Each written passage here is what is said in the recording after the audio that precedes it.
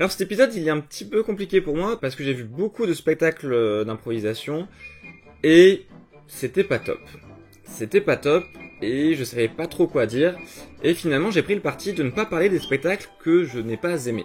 À la place, ce que j'avais commencé à faire, c'est une espèce de réflexion sur l'improvisation, le spectacle, etc. Donc j'avais commencé un truc un petit peu comme ça. C'est le genre de spectacle qui, à mon avis, au Québec, fonctionnerait pas trop. Parce que les Québécois, ils ont vu beaucoup d'impro. Ils peuvent voir un spectacle tous les soirs pour 5$. Donc tu la leur fais pas. Tu peux pas leur ressortir le sac de blagues. C'est ce qu'on appelle le bag of tricks. Parce que chaque jeu a un bag of tricks. Chaque jeu a un espèce de petit truc. C'est un peu comme un magicien qu'on peut utiliser pour avoir un rire un peu facile du public. La question que je me pose en sortant de ce spectacle, c'est si tu es un magicien qui sait faire les mêmes tours que les autres magiciens, pourquoi on irait te voir toi? Et je pense que le rôle d'un magicien et d'un improvisateur, c'est de trouver de nouveaux tours. Globalement, j'avais un peu ragé. Je pense qu'en France, on a la philosophie d'une improvisation paresseuse.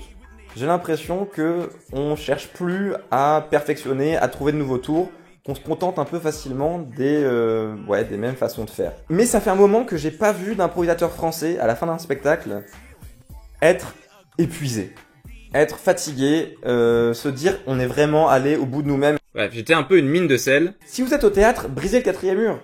En créez pas un nouveau, le rendez pas plus épais. La distanciation, le second degré, ça rend ce mur plus épais. J'aimerais bien qu'il y ait un peu cette philosophie de on va faire un truc, vous allez voir ça va être dingue. Et on va remplir notre contrat. Et notre contrat, il est super ambitieux. Pendant combien de temps encore les improvisateurs vont s'autoriser à ne pas remplir leur contrat? Parce que quand tu donnes à ton public des papiers où ils peuvent remplir un thème et donner une contrainte théâtrale ou cinématographique, eh ben il faut que tu maîtrises toutes les contraintes théâtrales et cinématographiques. Et c'est dur, c'est du boulot, parce que maîtriser Feydeau, eh ben ça nécessite de comprendre les codes, l'environnement de l'époque, les types de personnages. Le musical aussi a une façon d'être joué. C'est beaucoup de boulot.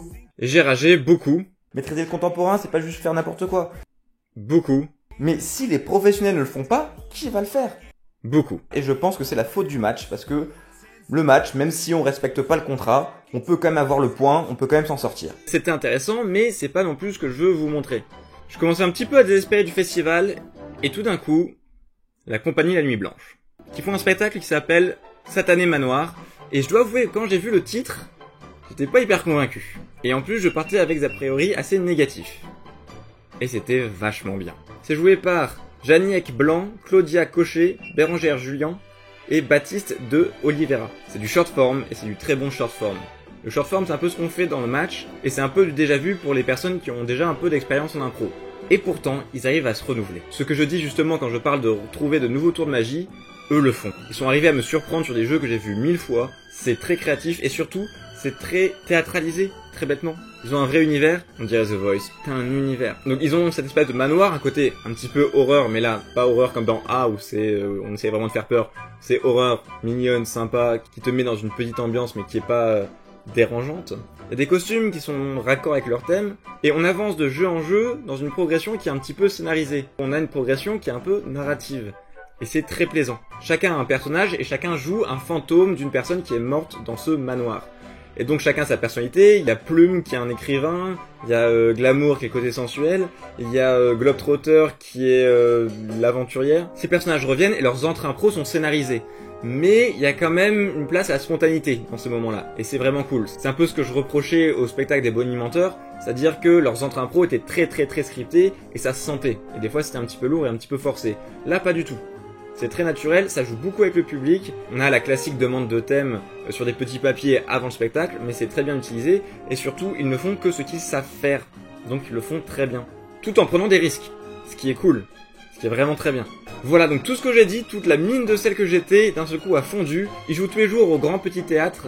Et pour l'instant c'est le meilleur spectacle d'impro que j'ai vu du off. Comme d'habitude je vous mets des liens dans la description qui vous disent où est-ce que vous pourrez les voir après le Festival d'Avignon. Ils tournent en Ile-de-France, ils font d'autres spectacles, en plus de Satané Manoir, ils font des matchs, mais ils font aussi des pièces écrites. Voilà, il reste encore des spectacles d'impro que j'ai pas vus, donc vous ferez des retours là-dessus. Si je n'en fais pas, c'est que c'était pas top. Mais au moins il y en a un qui vaut vraiment le coup au festival, ça c'est sûr. Sur ce, je vous dis à bientôt. Ciao. Libéré, délivré, je ne mentirai plus jamais.